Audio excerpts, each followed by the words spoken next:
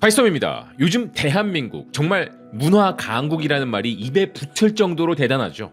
영화나 드라마를 보면서 야, 우리 정서가 전 세계에 통하네 싶어 뿌듯하고, K-팝 아티스트들의 무대를 보면 역시 우리 애들이 제일 잘해 라며 자부심을 느낍니다. 그런데 말입니다, 이 수많은 한류 중에 유독 제 입가에 엄마 미소, 아니 동네형 미소를 짓게 만드는 녀석이 하나 있습니다. 바로 한식입니다. 한식이 세계적으로 뜨는 걸 보면 기분이 좀 묘해요. K-팝이 빌보드 1위 하는 건 그래 우린 월드 클래스니까 라는 느낌인데, 한식을 외국인들이 맛있게 먹는 걸 보면 왜 우리 조상님들이 남 맛있게 먹는 것만 봐도 배부르다고 하셨는지 알 것 같습니다. 그래 맛있게 먹어, 더 줄까? 이런 흐름이랄까요?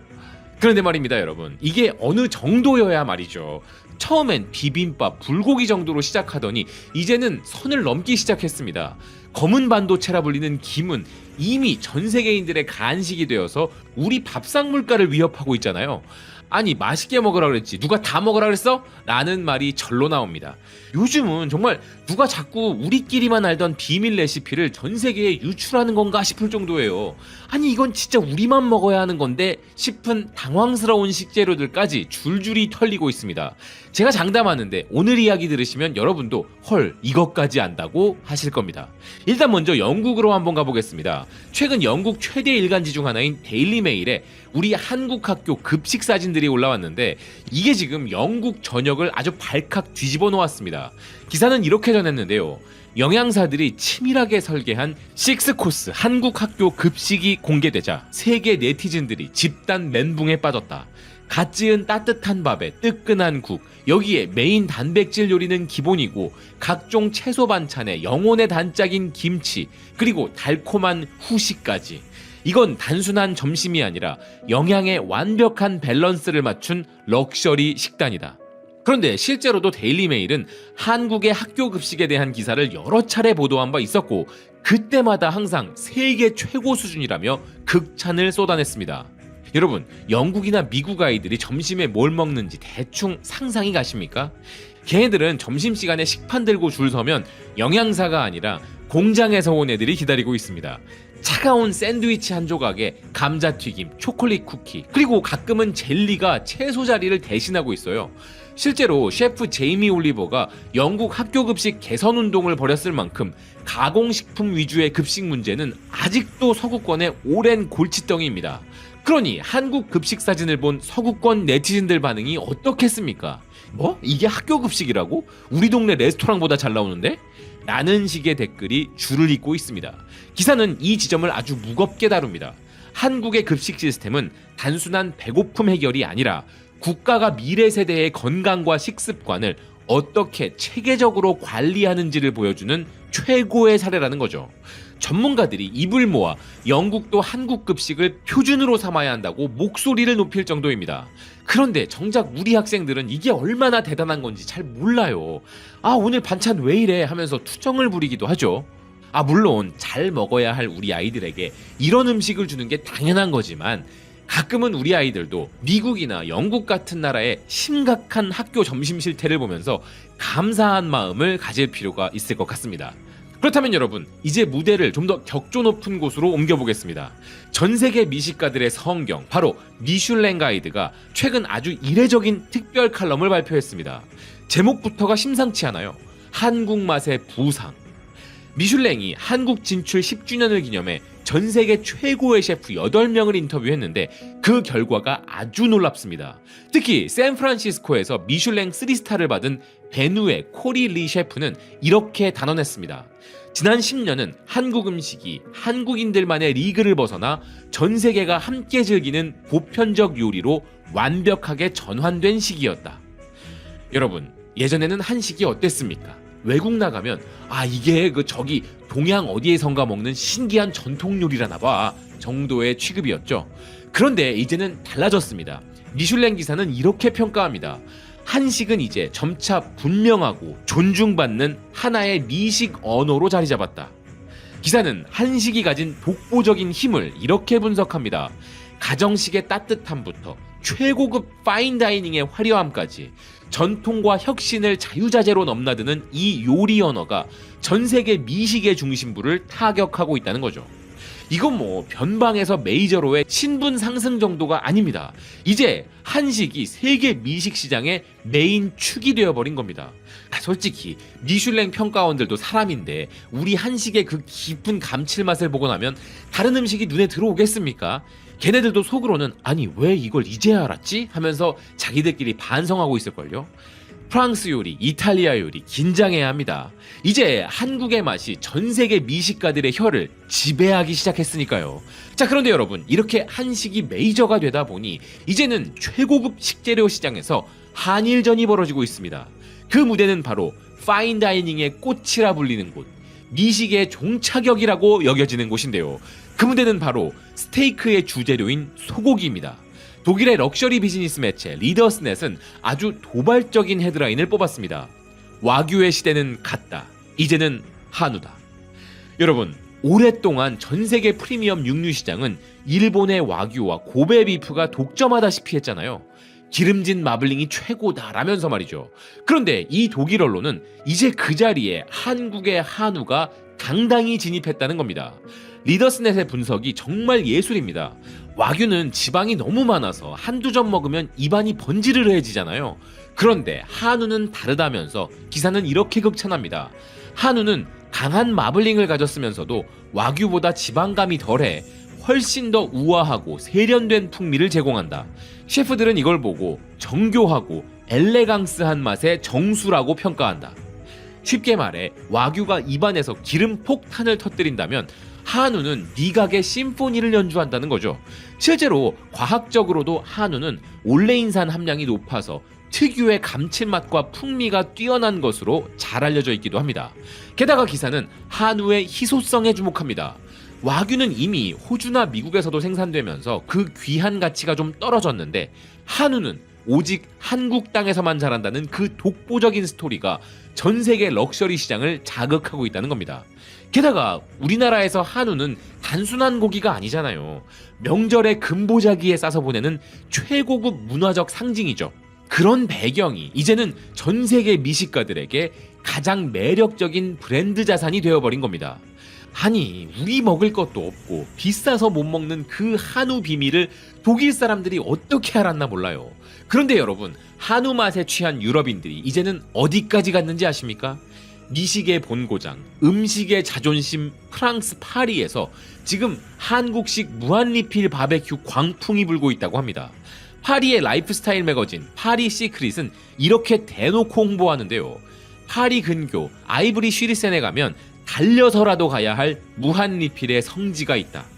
기사는 스타그릴이라는 초대형 식당을 소개하며 입을 다물지 못합니다. 소갈비, 삼겹살, 양념치킨에 각종 채소까지 이 모든 게 무제한인데 진짜 소름 돋는 포인트는 따로 있다는 겁니다.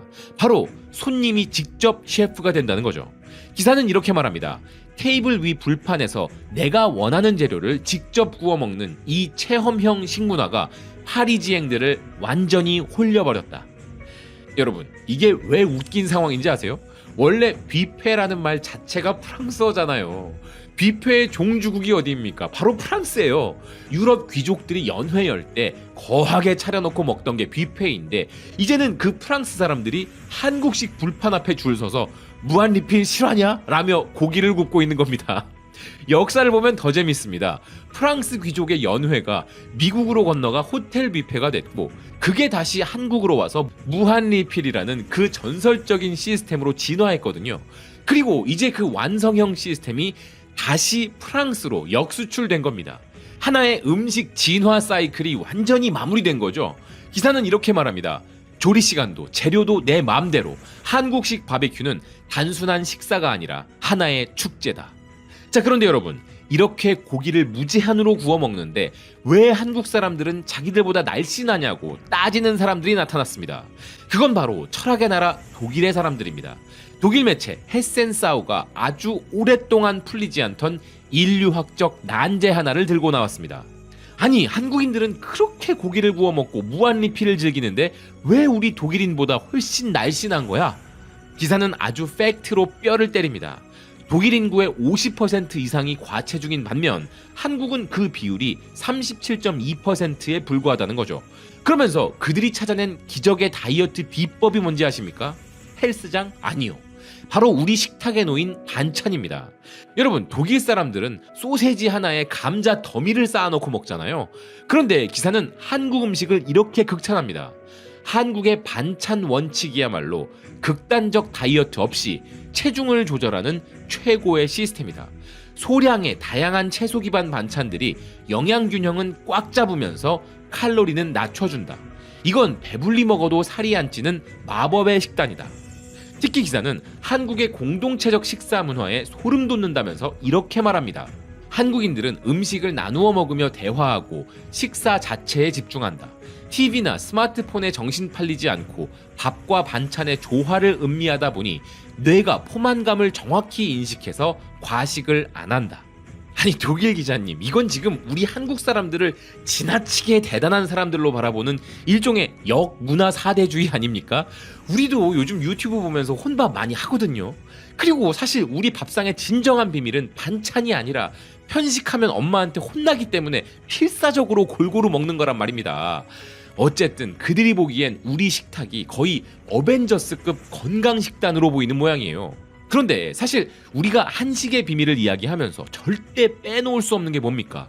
네, 바로 전 세계를 불구덩이로 몰아넣은 한국의 매운맛입니다. 요즘 해외 커뮤니티에 올라오는 한식 먹방 영상들 보셨나요? 얼굴은 시뻘겋게 달아오르고 눈물 콧물 다 쏟으면서도 젓가락을 절대 안 놓습니다. 서구권 매체들은 이 현상을 아주 심각하게 분석하며 이렇게 말합니다.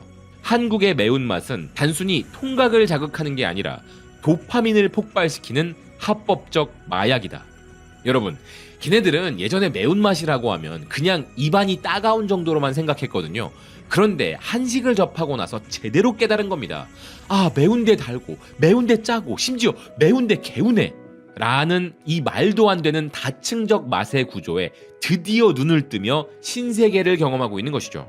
이게 바로 우리 한식이 가진 무서운 비밀입니다. 우리는 매운맛을 단순히 공격적인 수단으로 쓰는 게 아니라 다른 식재료들의 풍미를 극대화하는 지휘자로 쓰거든요. 그래서 서구권 지식인들은 이제야 깨닫고 있습니다. 한국인들은 매운 음식을 먹으며 스트레스를 풀고 그 안에서 유대감을 쌓는구나 라고 말이죠. 자, 이렇게 매운맛에 가스라이팅 당한 유럽인들 큰일 났습니다. 이제는 그들도 채소 하나를 무쳐 먹어도 그냥 안 먹거든요. 심지어 한국 매운 반찬에 엄청난 위력을 알아버린 유럽인들이 이제는 아예 우리 반찬을 자기네 전통 음식 대신 먹기 시작했다는데요. 이제 오늘 이야기의 정점, 발칸반도의 불가리아로 가보겠습니다. 불가리아 하면 뭐가 떠오르세요? 요거트죠? 그런데 지금 불가리아의 유력 매체 웹카페가 아주 충격적인 제안을 했습니다. 여름철 우리 국민 수프인 타라토르 대신 한국의 오이무침을 먹어라 라고 말이죠. 여러분, 타라토르가 어떤 음식이냐면 오이랑 요거트를 섞은 불가리아 사람들이 목숨처럼 아끼는 전통 수프입니다. 그런데 이걸 제치고 우리 오이무침이 등판한 거예요. 기사는 우리 한식을 이렇게 정의합니다. 한국인들은 오이 한 조각을 먹어도 맛에 대해서는 절대 타협하지 않는 아주 무서운 사람들이다. 한국의 오이 무침 안에는 짠맛, 단맛, 신맛, 쓴맛, 그리고 화끈한 매운맛까지 이른바 오미가 완벽하게 조화를 이루고 있다. 우리는 차가운 요거트로 몸을 식히는데 한국인들은 반대로 매운맛으로 땀을 쏙 빼서 체온을 낮추는 이른바 이열치열의 마법을 부린다.